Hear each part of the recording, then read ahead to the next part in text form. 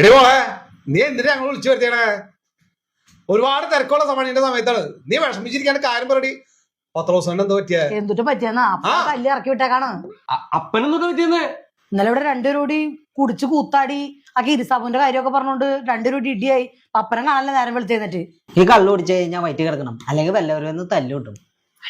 ചെറുത് അളിയൊന്ന് പോകട്ടെ, നമ്മളെ കാര്യം ഞാൻ പറയട്ടോ. മനുഷ്യ പ്രാന്ത് പിടിച്ചിരിക്കാണ് അതിന്റെ ഇടയില്. നിനക്ക് കുടിക്കണ വിചാരം മാത്രമേ ഉള്ളൂ. മോളെ, നമ്മൾ പെണ്ണുങ്ങളാണ് കൂടുതൽ അഡ്ജസ്റ്റ് ചെയ്യേണ്ടത്. നമ്മൾ ക്ഷമിക്ക്. എന്തോന്ന് ചമ്മയെ ക്ഷമിക്കണേ മോളെ, ഈ പ്രാവശ്യം ക്ഷമിക്ക്. ഞാൻ ഇവളോട് ഒരു 100 പ്രാവശ്യം പറഞ്ഞിട്ടുണ്ട്, ആവശ്യമില്ലാണ്ട് നീ ടെൻഷൻ അടിക്കാൻ നിൽക്കണ്ടോ. അവൻ വല്ല ഒഴിക്കും പോട്ടെ. എല്ലാരും ഉണ്ടല്ലേ? എന്തുള്ള പരിപാടി? വന്നുണ്ട് കാലേ.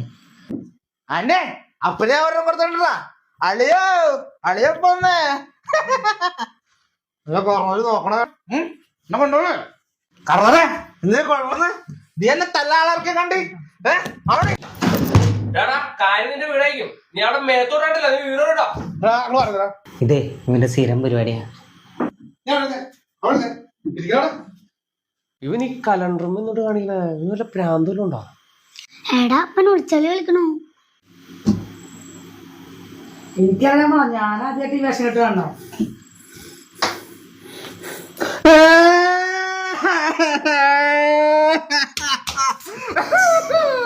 അപ്പ എനിക്ക് റോസൂരാണ് അപ്പ. കാരണം എവിടെയും പോയി റോസൂര് വിളിച്ചോണ്ടാ. ഇവളൊന്നും വേണ്ട എനിക്ക്. എന്റെ റോസ് ഉണ്ടായിരുന്നു. റോസ് കൂടി ഇരിക്കണ്ടായാ നിനക്ക് മസിലൊക്കെ കൊട്ടില്ലോടി. പാടി നമുക്ക് എന്റെ റൂമിൽ പോയി കിടന്നുറങ്ങാം. വാ വാ എനിക്ക് വാ വാ വാ വാ. റോസും വലിയ കൊറേ നേരം ഞാൻ ക്ഷമിക്കണം. മോൻ മാറി മോനെ.